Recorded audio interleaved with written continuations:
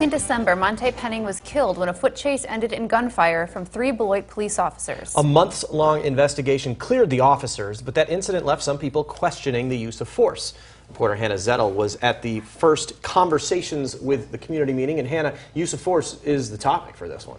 That's right, and officers say they do everything they can to avoid using force, but it is part of their job. This community conversation walked the public through last year's officer-involved shooting and answered the public's questions about the use of force. We are here to do the right things, but unfortunately sometimes we have to use force. In an effort to connect with the community, the Beloit Police Department is starting a conversation on the use of force. When you start to take an aggressive stance, the police, in trying to further their obligations, will take a higher aggressive stance, and it just goes until something bad happens, somebody gets hurt. Beloit law enforcement officers debunked myths surrounding force, explaining Wisconsin's law prohibiting people from resisting arrest, guilty or not. Some people believe that if a crime hasn't been committed and they resist a police officer, we can't use force. So our job is to let them know that we can use force in these situations because we're trying to effect an arrest or we're trying to investigate something.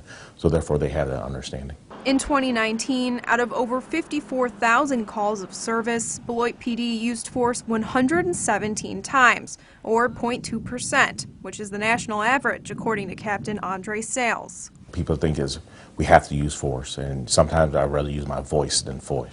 Once we have a common respect for each other, you can see that it's a drastic decrease in use of forces. Sales hopes the public will walk away with a better understanding of what goes into protecting the community. By me explaining what use of force is, why officers use force, when they can use force, deadly force and things of that nature, so they can have a better understanding of that. So therefore when events happen, they can say, okay, this is why the police did that. Beloit PD will host another community conversation next Wednesday at 6 at the Merrill Center. That session will be all about how they handle traffic stops. All right, thanks, Hannah.